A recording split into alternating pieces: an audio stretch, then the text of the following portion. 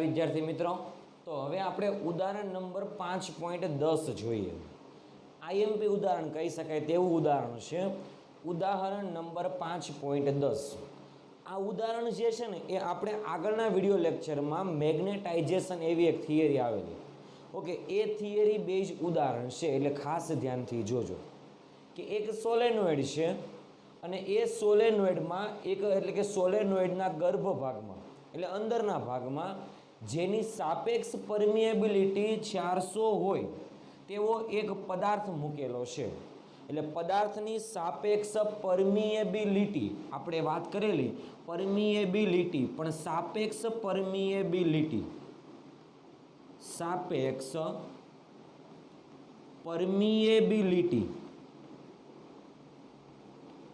કે જેને આપણે કહેતા હતા mu are is equal to આપણને કેટલા આપેલા છે તો કે 400 એકમ ન હોઈ શકે। ખ્યાલ આવ્યો? કારણ કે આપણે સૂત્ર બોલતા હતા mu are is equal to mu upon mu 0। Okay, એ આપણને કેટલા આપેલા છે તો કે 400। ચલો म्यू ने सूत्रનો કરતા બનાવીએ કારણ કે આગળ જરૂર પડશે। તો म्यू बराबर इक्वेशन बनશે 400 इंटू म्यू 0। म्यू 0 ની વેલ્યુ આપણી પાસે છે। म्यू 0 ની વેલ્યુ કેટલી છે 4 પાઈ इंटू 10⁻⁻⁷। તો આપણને માધ્યમની પરમિએબિલિટી મળી જશે। ખ્યાલ આવ્યો આ વસ્તુમાં? ચાલો આગળ જોઈએ। હવે આ જે સોલેનોઇડ છે ને એ સોલેનોઇડમાંથી એટલે કે સોલેનોઇડના આટામાંથી 2 એમ્પિયરનો પ્રવાહ પસાર થાય છે। એટલા માટે આપણે લખી શકાય કે I બરાબર સોલેનોઇડમાંથી પસાર થતો પ્રવાહ is equal two 2 ampere. Okay, અને તેમાં 1 મીટર દીઠ આટાઓ કેટલા હશે તો કે 1000 આટાઓ છે। એટલે એકમ લંબાઈ દીઠ આટાઓની સંખ્યા તમને આપેલી છે 1000। એટલા માટે આપણે કહી શકાય small n is equal two તમને આપેલા છે 1000 આટા પર મીટર। ઓકે, ચાલો તમને શું પહેલું પ્રશ્ન પૂછેલું છે h એટલે આપણે કીધેલું ચુંબકીય तीव्रता। एम एटले मैग्नेटाइजेशन। जे पदार्थने सोलेनोइडनी अंदर मूकवामां आवे तो ए पदार्थनुं मैग्नेटाइजेशन थाय अने ए पदार्थनुं मैग्नेटाइजेशन केटलुं थाय एना विषे पण आपणे वात करेली। ख्याल आव्यो आ वस्तुमां? ओके, आ बधी जे राशिओ छे ए बधी राशिओ आपणे आगळना विडियो लेक्चरमां के सोलेनोइडमां कोई पदार्थने मूकवामां आवे तो ए पदार्थनुं मैग्नेटाइजेशन थाय। એટલા માટે આપણે આખી એક થિયરી ભણી ગયા હતા મેગ્નેટાઇઝેશન, અને એમાં ઘણા બધા સૂત્ર આવેલા। ત્યારે આપણે કીધેલું કે આ બધા સૂત્ર યાદ રાખવાના છે। ઓકે, તો એ બધા સૂત્રનો ઉપયોગ તમારે અહીં આગળ કરવાનો છે। ચાલો, બી એટલે શું તો કે સોલેનોઇડનું કુલ ચુંબકીય ક્ષેત્ર। ઓકે, અને મેગ્નેટાઇઝિંગ પ્રવાહ એટલે કેટલા પ્રવાહ માટે જે પદાર્થ મૂકેલો છે એ પદાર્થનું મેગ્નેટાઇઝેશન થાય છે। તો એ મેગ્નેટાઇઝિંગ પ્રવાહ આપણે મેળવવાનો છે। ઓકે, એટલે વધારાનો પ્રવાહ। ચાલો, તો આ બધાની ગણતરી આપણે કરવાની છે। એમાંથી આપણે પહેલું લઈએ capital H. Okay, capital H એટલે આપણે કીધેલું તે પ્રમાણે ચુંબકીય તીવ્રતા। चुंबकीय तीव्रताનું આપણી પાસે સૂત્ર હતું। આપણે એ પેટા પ્રશ્નમાં વાત કરીએ તો h બરાબર આપણી પાસે વેલ્યુ હતી small n into I। Okay, આપણે એને કહેતા હતા ચુંબકીય तीव्रता। ઓકે, તો સ્મોલ n કેટલા છે આટાઓની સંખ્યા તો જુઓ 1000 ક્રોસ प्रवाह કેટલો છે 2 એમ્પિયર। એટલે 1000 ગુણ્યા 2 કરશો એટલે આપણને મળશે h બરાબર 2 ગુણ્યા 1000 ને આપણે નિયરલી ઇક્વલ ટુ કહી શકાય 10⁻³ આવું પણ કહી શકાય। ઓકે, તો 2 ગુણ્યા 10⁻³ એટલે 2000 પણ કહી શકાય। એકમ આવશે આનો એમ્પિયર પર મીટર। આ મળી ગયું આપણને ચુંબકીય तीव्रता। શું મળી ગઈ ચુંબકીય तीव्रता h બરાબર 2 ગુણ્યા 10⁻³ એમ્પિયર પર મીટર। ખ્યાલ આવ્યો આ વસ્તુમાં? ઓકે, ચાલો હવે આપણે બીજી વસ્તુ મેળવવાની છે મેગ્નેટાઇઝેશન।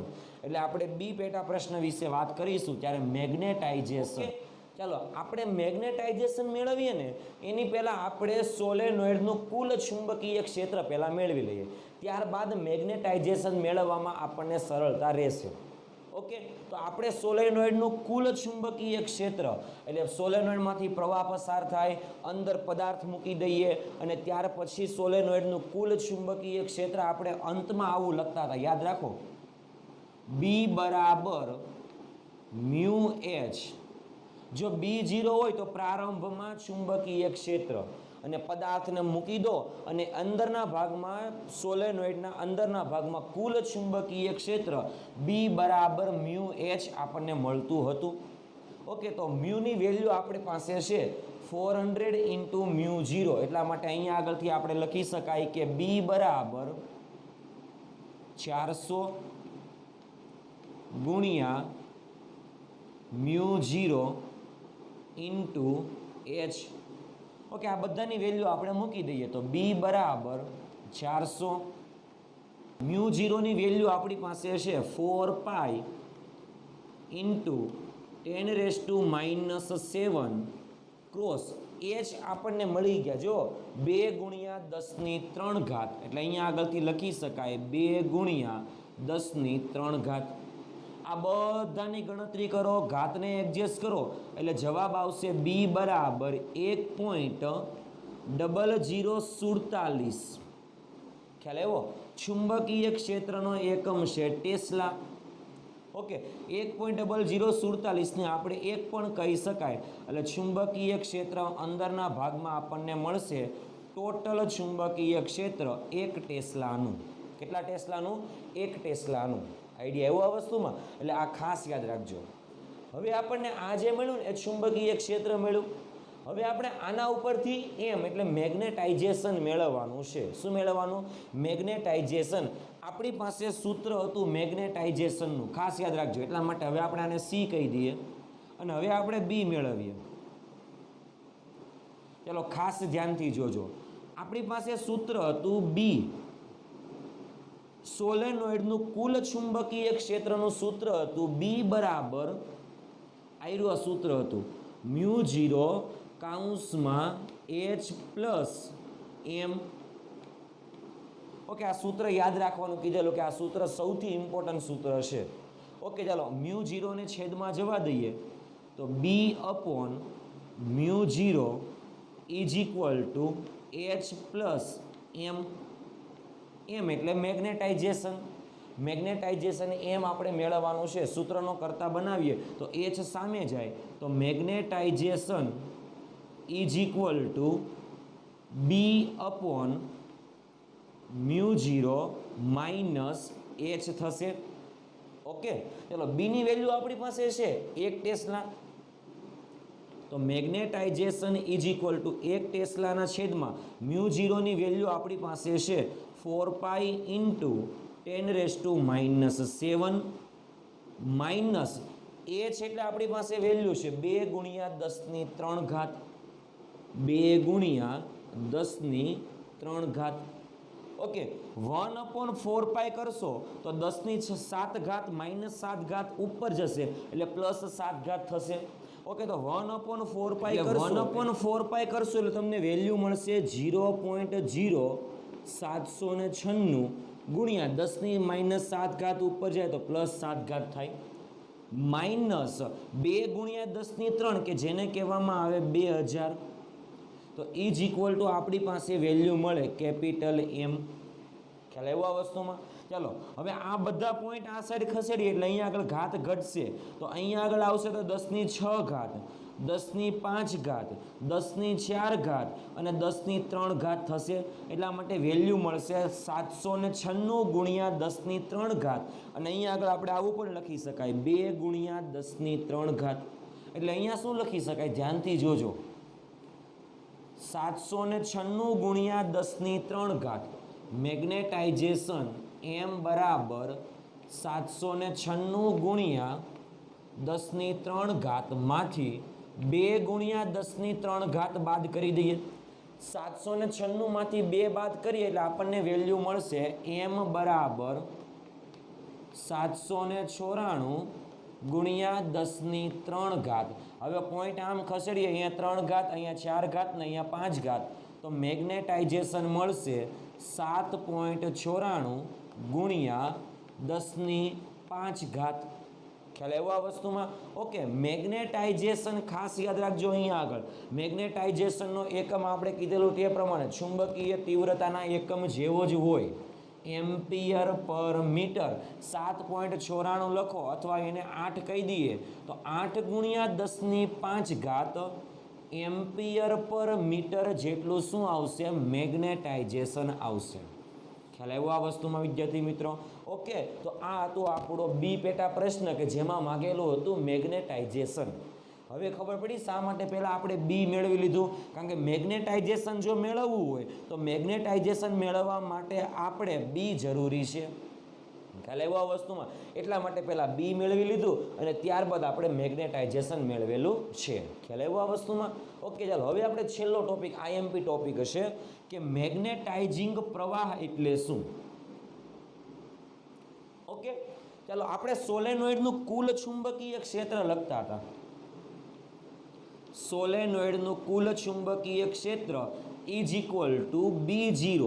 એટલે પ્રારંભમાં એટલે શું? તો કે સોલેનોઇડમાંથી જ્યારે પ્રવાહ પસાર થતો હોય ત્યારનું ચુંબકીય ક્ષેત્ર પ્લસ જ્યારે આપણે સોલેનોઇડની અંદર કોઈ પણ દ્રવ્યવાળો પદાર્થ મૂકી દઈએ તો ત્યારે સોલેનોઇડમાંથી પસાર થતા પ્રવાહને લીધે ઉદ્ભવતું કુલ ચુંબકીય ક્ષેત્ર, એટલે કે પ્રવાહ પસાર થાય છે સોલેનોઇડમાંથી એટલે એનું ચુંબકીય ક્ષેત્ર ઓકે એ અંદર મૂકેલા પદાર્થ ઉપર જશે એટલે એ પદાર્થનું મેગ્નેટાઇઝેશન થશે.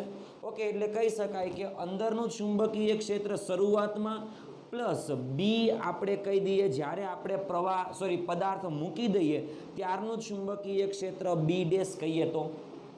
ઓકે, તો બી બરાબર શરૂઆતમાં પ્રવાહ આપણે કહીએ આઈ જેટલો પ્રસાર થાય છે તો μ0 small n into I plus જ્યારે દ્રવ્ય મૂકી દઈએ છીએ ત્યારે જરૂરી ચુંબકીય ક્ષેત્ર બી ડેશ એટલે એમાં પ્રવાહ પાછો વધારે હોવો જોઈએ તો એ પ્રવાહને આપણે કહીએ μ0 n im. એટલે એ પ્રવાહ મેગ્નેટાઇઝિંગ પ્રવાહ કે જેને આપણે im નામ આપીશું.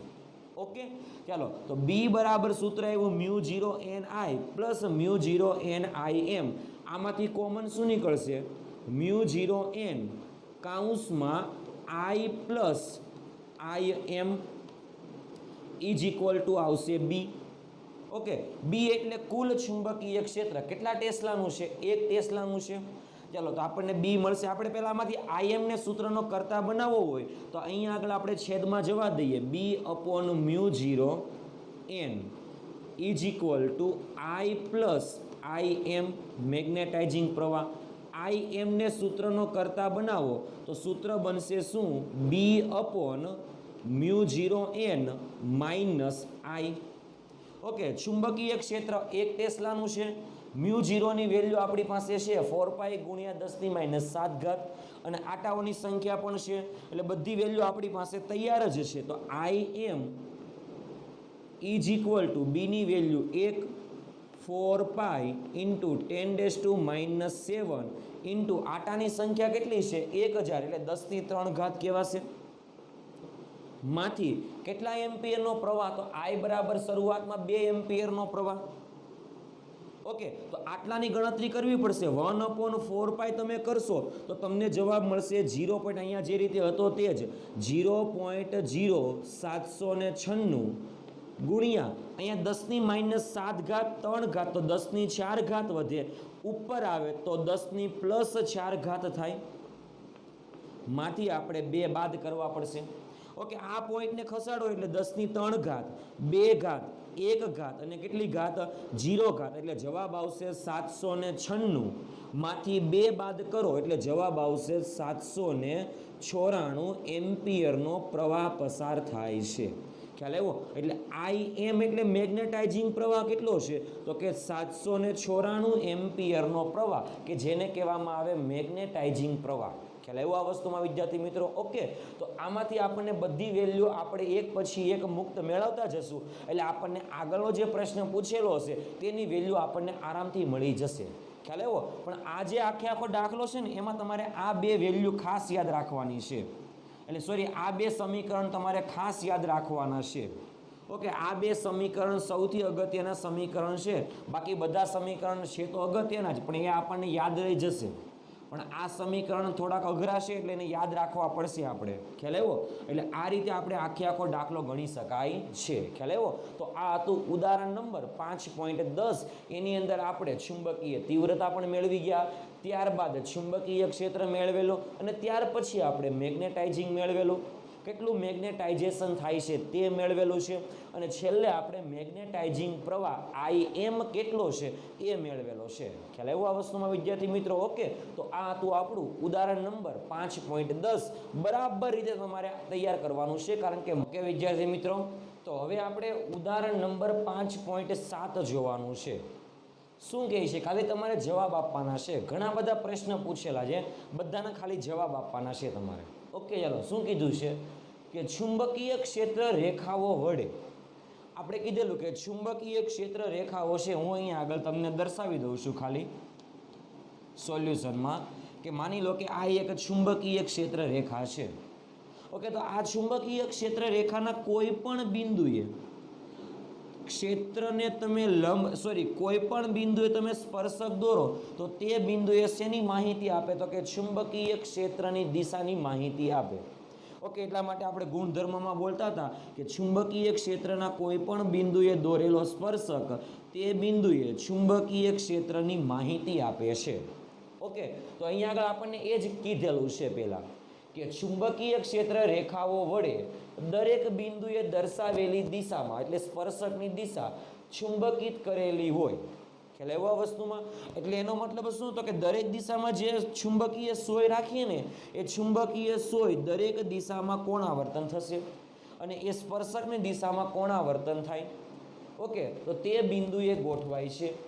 તો શું ચુંબકીય ક્ષેત્ર રેખાઓ ગતિ કરતા વિદ્યુત ભાર માટે દરેક બિંદુએ ચુંબકીય બળ રેખાઓ દર્શાવે છે? એટલે આનો મતલબ શું છે? ખાસ ધ્યાન આપજો. ચુંબકીય બળ રેખાઓ,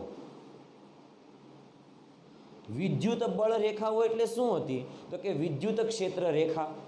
ઓકે, તો ત્યારે આપણે એવું બોલતા હતા કે કોઈ પણ એક ઉદ્ગમનો વિદ્યુત ભાર હોય અને એ ઉદ્ગમના વિદ્યુત ભારને લીધે વિદ્યુત ક્ષેત્ર ઉત્પન્ન થાય અને એ વિદ્યુત ક્ષેત્રમાં પરીક્ષણ વિદ્યુત ભાર તમે મૂકો તો પરીક્ષણ વિદ્યુત ભાર પર જે દિશામાં બળ લાગે ને એ દિશામાં વિદ્યુત ક્ષેત્ર હાજર હોય.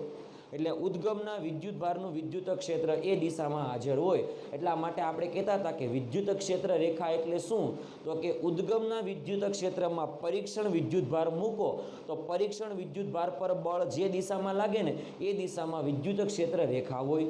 એટલે બળની ક્ષેત્ર રેખાઓને આપણે વિદ્યુત ક્ષેત્ર રેખા કહેતા હતા. તો અહીંયા આગળ એવું કીધેલું છે કે શું ચુંબકીય ક્ષેત્ર રેખાઓમાં ગતિ કરતા વિદ્યુત ભાર માટે દરેક બિંદુએ ચુંબકીય બળ રેખાઓ દર્શાવશે? તો એનો મતલબ એવો કે ચુંબકીય ક્ષેત્રમાં કોઈ વિદ્યુત ભાર મૂકી દો તો શું એ વિદ્યુત ભાર ચુંબકીય ક્ષેત્રની દિશામાં ગતિ કરશે? તો કે ના, કારણ કે આપણી પાસે ચુંબકીય ક્ષેત્રમાં ગતિ કરતા વિદ્યુત ભાર માટે બળનું સૂત્ર હતું F = Q કૌંસમાં V × B. ઓકે, જો બળ ચુંબકીય ક્ષેત્રની દિશામાં લાગે તો એ ક્ષેત્ર રેખાઓને ચુંબકીય બળ રેખાઓ કહી શકાય. પરંતુ અહીંયા આગળ તમે આ ઇક્વેશન ઉપરથી કહી શકાય કે અહીંયા આગળ તમે વિદ્યુત ભારને તમે ચુંબકીય ક્ષેત્રમાં મૂકો તો એના ઉપર બળ જે છે એ વેગ અને ચુંબકીય ક્ષેત્રને લંબ દિશામાં લાગે છે, એની દિશામાં લાગતું નથી. ખ્યાલ આવ્યો આ વસ્તુમાં? એટલા માટે કહી શકાય કે વિદ્યુત ભારની ગતિની દિશાને ચુંબકીય બળની દિશા ન કહી શકાય, એટલે કે ચુંબકીય બળ રેખાઓ કહી શકાશે નહીં. એટલા માટે પ્રશ્ન પૂછેલો છે કે શું ચુંબકીય ક્ષેત્ર રેખાઓ ગતિ કરતા વિદ્યુત ભાર માટે દરેક બિંદુએ બળ રેખાઓ દર્શાવે? તો જવાબ આવશે ના. ખ્યાલ આવ્યો આ વસ્તુમાં? કારણ કે અહીંયા આગળ જો આપણે આ ઇક્વેશન મૂકીએ તો વિદ્યુતભાર ક્યાં ગતિ કરશે? તો કે વેગ અને બીને લંબ રૂપે ગતિ કરશે. એટલે વેગ અને બીના સદિશને લંબ રૂપે ગતિ કરશે. ખ્યાલ આવ્યો? એટલે ચુંબકીય ક્ષેત્રમાં ગતિ કરશે નહીં, ચુંબકીય ક્ષેત્રને લંબ રૂપે ગતિ કરશે. એટલે એની ગતિને આપણે ચુંબકીય બળ રેખાઓ વડે દર્શાવી શકાશે નહીં. ખ્યાલ આવ્યો આ વસ્તુમાં? એટલે આ કોન્સેપ્ટને આપણે પહેલાં યાદ રાખવાનો છે. ઓકે, એટલે આ જે પેટા પ્રશ્ન હતો ઉદાહરણ નંબર 5.7નો એમાં જવાબ શું આવશે? તો કે ના. ખ્યાલ આવ્યો આ વસ્તુમાં? એટલે અહીંયા આગળ આપણે ચુંબકીય બળ રેખાઓને દર્શાવી શકાશે નહીં. ક્યારે? તો કે ગતિ કરતા વિદ્યુત ભારની દિશાને ચુંબકીય બળ રેખાઓ વડે દર્શાવી શકાય નહીં. ખ્યાલ આવ્યો આ વસ્તુમાં? સાવ ઈજી કોન્સેપ્ટનો અહીંયા આગળ પેટા પ્રશ્ન હતો. હવે આપણે બી પેટા પ્રશ્ન વિશે વાત કરીએ. ટોરોઇડના ગર્ભ ભાગમાં ચુંબકીય ક્ષેત્ર રેખાઓ સંપૂર્ણ સમાયેલી હોય. આપણે બે વસ્તુ વાત કરેલી. સોલેનોઇડ એટલે આ રીતે હતું, ઓકે, અને ટોરોઇડ એટલે આના બે છેડાને વાળી દેવાનું, એટલે ટોરોઇડ એટલે આવો કંઈક ભાગ થતો હતો.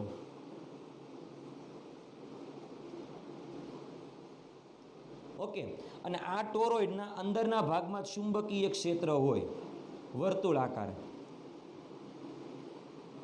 ઓકે, ચાલો, તો એનો મતલબ એવો શું કીધું? જો ટોરોઇડના ગર્ભ ભાગમાં, એટલે ટોરોઇડનો અંદરનો ભાગ આયરો, આ ટોરોઇડ વડેનો અવકાશ કહેવાય, આ ટોરોઇડનો બહારનો ભાગ કહેવાય. પણ અહીંયા આગળ જે આટાઓ છે ને એનો અંદરનો ભાગ એટલે ગર્ભ ભાગ કહેવાય. એટલે કીધેલું છે કે ટોરોઇડના ગર્ભ ભાગમાં ચુંબકીય ક્ષેત્ર રેખાઓ સંપૂર્ણ સમાયેલી હોય. કોઈ જાતની ક્ષેત્ર રેખાઓ બહાર નથી, અંદર નથી. એટલા માટે આપણે કહેતા હતા કે બહારના ભાગમાં ક્ષેત્ર 0, અહીંયા આગળ અંદર ઘેરાયેલા ભાગમાં ક્ષેત્ર 0, પણ ગર્ભ ભાગમાં ક્ષેત્ર 0 ન હોય. એનું સૂત્ર આપણે આવેલું.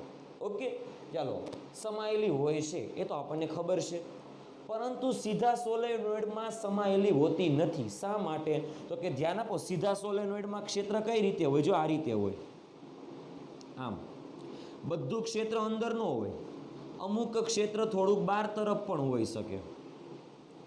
ખ્યાલ આવ્યો? એટલે આ રીતે ક્ષેત્ર હોઈ શકે. ઓકે, તો શા માટે આવું હોય કે સીધા સોલેનોઇડમાં બહાર હોય અને એના એ જ સોલેનોઇડને વાળી દઈએ તો બધું ક્ષેત્ર અંદર જ હોય, બહાર કોઈ જાતનું ન હોય? ખ્યાલ આવ્યો? કારણ કે આપણે આગળના વિડીયો લેક્ચરમાં આપણે વાત કરેલી કે ચુંબકત્વ માટેનો ગાઉસનો નિયમ.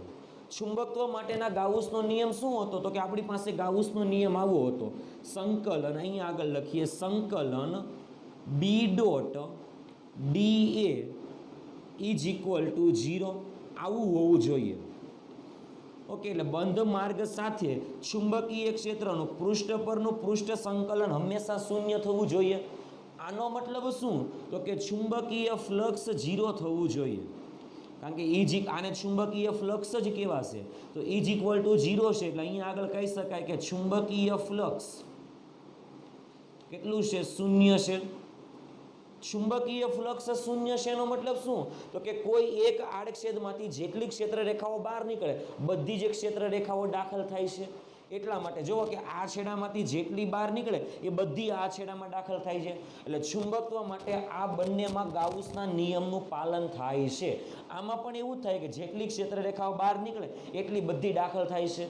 આમાં પણ એક છેડામાંથી જેટલી બહાર નીકળે બીજા છેડામાંથી એટલી દાખલ થાય છે.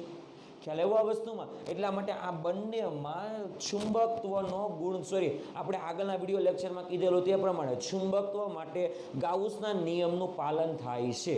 ઓકે, એટલા માટે સીધા સોલેનોઇડમાં ક્ષેત્ર રેખાઓ થોડીક બહાર પણ જવી જોઈએ અને એની એક ક્ષેત્ર રેખાઓ પાછી અંદર દાખલ થવી જોઈએ. અને અહીંયા આગળ ટોરોઇડ હતું એની અંદર જ બધી છે. એટલા માટે કહી શકાય કે આ બંને વાક્ય બરાબર છે. પણ શા માટે? કારણ કે આ બંનેમાં શેના નિયમનું પાલન થાય છે? તો કે આપણે કીધેલું તે પ્રમાણે આગળના વિડીયો લેક્ચરમાં કે ચુંબકત્વ માટે ગાઉસના નિયમનું પાલન થાય છે. ખ્યાલ આવ્યો આ વસ્તુમાં? ઓકે, તો ઇઝ ઇક્વલ ટુ 0. ત્યારે આપણે એવું પણ કીધેલું કે જે ગાઉસિયન પૃષ્ઠ લઈએ છીએ એ ગાઉસિયન પૃષ્ઠમાં કોઈ ચુંબકનું ઉત્પન્ન કરે તેવો પદાર્થ મૂકી દઈએ, સોલેનોઇડ મૂકી દઈએ અથવા કોઈ ચુંબક મૂકી દઈએ. ઓકે, પરંતુ એ ચુંબક અથવા સોલેનોઇડને મૂકીએ તો જેટલી ક્ષેત્ર રેખાઓ બહાર નીકળે એટલી બધી પાછી દાખલ થાય છે. કારણ કે ત્યારે આપણે કીધેલું કે ચુંબક જે છે કોઈ એક ધ્રુવ તરીકે વર્તતો નથી. એના બે ભાગ કરવામાં આવે તો અલગ અલગ ધ્રુવ ન બને, પાછા એના બે ધ્રુવ બને, એક છેડો એ ને બીજો છેડો એસ. એટલે એક છેડામાંથી જેટલી ક્ષેત્ર રેખા બહાર નીકળે એટલી જ પાછી દાખલ થાય. એટલા માટે આપણે આવું આગળના વિડીયો લેક્ચરમાં સમીકરણ બનાવેલું. ઓકે, ચાલો માની લો કે કોઈ તમને એવું કહી દે, અહીંયા આગળ રકમ જ એવું કીધેલું છે કે ચુંબકમાં કોઈ એકાંકી ધ્રુવોનું અસ્તિત્વ છે. તો ચુંબકત્વ માટે માની લો કે ગાઉસનો નિયમ શું આવે? છે જ નહીં. ખાસ યાદ રાખજો, ખરેખર છે જ નહીં. પણ જો તમે એવું માની લો કે ચુંબક જે છે એ એકાંકી ધ્રુવ તરીકે વર્તે છે, મતલબમાં એક ધ્રુવ એનો છે એવું માની લો, તો તમે શું કરો? ગાઉસિયન પૃષ્ઠ લો. એ ગાઉસિયન પૃષ્ઠમાં તમે ચુંબકનો ધ્રુવ મૂકો, ચુંબકના ધ્રુવનું ધ્રુવમાન કે જેને આપણે QM વડે દર્શાવીએ, તો આપણું જે ચુંબકત્વ માટે ગાઉસનો નિયમ આવો હતો એ બદલાઈ જાય. શું થઈ જાય? તો કે જુઓ આવો થઈ જાય, સંકલન B dot DA is equal two શું થાય? તો કે આપણી પાસે ગાઉસનો નિયમ હતો કે ગાઉસિયન પૃષ્ઠ વડે ઘેરાયેલો વિદ્યુતભાર, તો અહીંયા આગળ આવે ઘેરાયેલું ધ્રુવમાન, કેટલું આવશે? સિગ્મા QM ઇન્ટુ એપ્સાઇલોન 1/ε0 હતા. તો અહીંયા આગળ ખાસ ધ્યાન આપજો, સિગ્મા Q/ε0 હતા. તો ε0 ને આપણે 1/μ0 વડે પણ દર્શાવી શકાય. એટલે μ0 ને આપણે ઉપર દર્શાવવાના. કેમ? તો કે આપણે ઘણી વખત કહીએ છીએ કે ε0 ઇઝ ઇક્વલ ટુ 1/μ0. તો μ0 ઇઝ ઇક્વલ ટુ 1/ε0 આની સામ્યતા છે. ખ્યાલ આવ્યો કે 1/ε0 હોય તો μ0 લખી શકાય. આ સામ્યતા દર્શાવવા માટે કે વિદ્યુતવા અને ચુંબકત્વમાં આ બંનેમાં સામ્યતાઓ આટલી છે. ખ્યાલ આવ્યો? તો જો માની લો કે તમને કીધેલું છે કે જો ચુંબકીય એક ધ્રુવીઓ અસ્તિત્વ ધરાવતી હોય તો ચુંબકત્વ માટે ગાઉસનો નિયમ શું બને? તો ગાઉસનો નિયમ આવો બનશે. આઈડિયા આવ્યો? પણ આવું તો શક્ય જ નથી, કારણ કે ચુંબકમાં એક ધ્રુવો તો ક્યારેય શક્ય નથી. આઈડિયા આવ્યો? એટલે આવું શક્ય ક્યારેય નથી, હંમેશા આવું જ હશે. પણ તમને અહીંયા આગળ પ્રશ્ન પૂછેલો છે એટલે આપણે અહીંયા આગળ આવું ખાલી લખીએ છીએ. આઈડિયા આવ્યો? સાવ ઇઝી કોન્સેપ્ટ છે. ચલો આગળ વાત કરીએ. હવે શું કીધેલું છે? શું ગજિયા ચુંબકનું ચુંબકીય ક્ષેત્ર પોતાના જ પર ટોર્ક લગાવશે? આપણે કીધેલું કે જે ચુંબકીય ક્ષેત્ર ઉત્પન્ન કરે એનું એ જ ચુંબકીય ક્ષેત્ર ટોર્ક નહીં લગાવે. ખ્યાલ આવ્યો? એટલા માટે આપણે ગજિયા ચુંબકને બાહ્ય ચુંબકીય ક્ષેત્રમાં મૂકતા હતા ત્યારે એના ઉપર લાગતા ટોર્ક વિશેની આપણે વાત કરેલી. ઓકે, તો સેમ એ જ કે શું ગજિયા ચુંબકનું ચુંબકીય ક્ષેત્ર પોતાના પર ટોર્ક લગાવશે? તો જવાબ આવશે ના, પોતાના પર ટોર્ક લગાવશે નહીં. ઓકે, કારણ કે ગજિયો ચુંબક ચુંબકીય ક્ષેત્ર ઉત્પન્ન કરે એ પોતાના ઉપર ટોર્ક કે બળ કાંઈ નહીં લગાવે. પરંતુ શું વિદ્યુત પ્રવાહ ધારિત તારનો એક ખંડ તે જ તારના બીજા ખંડ પર બળ લગાવશે? તો કે હા. આનો જે જવાબ હશે ને એ હા આવશે, આટલાનો. શા માટે? તો તમને હું જસ્ટ કહી દઉં કે માની લો કે આ તાર છે. ઓકે, આ તારમાં ઘણા બધા ખંડ છે. આ ખંડમાંથી પ્રવાહ ઉપર તરફ, આખા તારમાંથી પ્રવાહ ઉપર તરફ જાય તો આ બધા તારમાંથી પ્રવાહ કઈ દિશામાં? એક જ દિશામાં. આપણે કીધેલું કે જો તારના ખંડમાંથી પ્રવાહ એક જ દિશામાં હોય અથવા પ્રવાહ વિરુદ્ધ દિશામાં હોય તો આકર્ષણ અને અપાકર્ષણ થાય. ખ્યાલ આવ્યો? એક જ દિશામાં હોય તો આકર્ષણ થાય, વિરુદ્ધ દિશામાં હોય તો અપાકર્ષણ થાય. પ્રવાહ માટે ચુંબકીય બળ આકર્ષી લાગે અને અપાકર્ષી લાગે. ખ્યાલ આવ્યો? એવું આપણે ભણી ગયા છીએ. અહીંયા આગળ જુઓ કે તારના બધા ખંડ છે ને એમાં એક ખંડ બીજા ખંડ ઉપર બળ લગાવશે, પરંતુ આ બે ખંડો ઉપર પરિણામી બળ શૂન્ય થાય. એટલે તાર કંઈ નાનો કે મોટો થો, તારમાં કોઈ રિએક્શન આવતું નથી જો સીધો તાર હોય તો. ખ્યાલ આવ્યો આ વસ્તુમાં? એટલા માટે આટલો જે જવાબ હશે ને એનો જવાબ હા આવે. પરંતુ એનો કોન્સેપ્ટ આમાં ન વાપરી શકાય કે શું ગજિયા ચુંબકનું ચુંબકીય ક્ષેત્ર પોતાના ઉપર ટોર્ક લગાવશે? તો કે ના, પોતાના ઉપર ટોર્ક લગાવશે નહીં. બાહ્ય ચુંબકીય ક્ષેત્ર ગજિયા ચુંબક પર ટોર્ક લગાવશે. ઓકે, બીજો પ્રશ્ન પૂછેલો છે, શું વિદ્યુત પ્રવાહ ધારિત તારનો એક ખંડ તે જ તારના બીજા વિદ્યુત પ્રવાહ ધારિત ખંડ પર બળ લગાવશે? તો આનો જવાબ આવશે હા. પણ આનો જે જવાબ છે ને આનો જવાબ આપણે લખી શકાય કેવો આવશે? તો કે ના, આનો જવાબ ના આવશે. ખ્યાલ આવ્યો આ વસ્તુમાં? ઓકે, તો આ ડી પેટા પ્રશ્ન હતો. અને હવે સૌથી છેલ્લો પેટા પ્રશ્ન અને આઈએમપી પેટા પ્રશ્ન છે. ધ્યાન જોઈએ કે ગતિમાન વિદ્યુત ભાર ચુંબકીય ક્ષેત્ર ઉત્પન્ન કરે છે. એ તો આપણને ખબર છે કે ગતિમાન વિદ્યુતભાર ચુંબકીય ક્ષેત્ર ઉત્પન્ન કરે છે. ઓકે, ચાલો. કોઈ તંત્રનો વિદ્યુતભાર શૂન્ય હોય, આપણે પહેલા પાઠમાં કીધેલું કે કોઈ પણ તંત્રનો વિદ્યુતભાર શૂન્ય હોય તો એનો મતલબ શું થાય? તો કે એ તંત્ર પાસે વિદ્યુતભાર તો છે પણ જેટલો ધન વિદ્યુતભાર છે એટલો જ ઋણ વિદ્યુતભાર છે. આપણે જસ્ટ કોઈ પણ એલ્યુમિનિયમ લઈ લઈએ, એલ્યુમિનિયમ પરમાણુ લઈ લઈએ, એમાં બાહ્યતમ કક્ષામાં 3 ઇલેક્ટ્રોન છે અને એ 3 ઇલેક્ટ્રોન મુક્ત ઇલેક્ટ્રોન છે. ઓકે, હવે એ મુક્ત ઇલેક્ટ્રોનની ગતિને કારણે આપણે કહીએ તે પ્રમાણે વિદ્યુત પ્રવાહનું નિર્માણ થશે. ઓકે, આપણે વિદ્યુત પ્રવાહનું નિર્માણ થશે અને એ વિદ્યુત પ્રવાહને લીધે ડાયપોલ મોમેન્ટ પ્રેરિત થશે.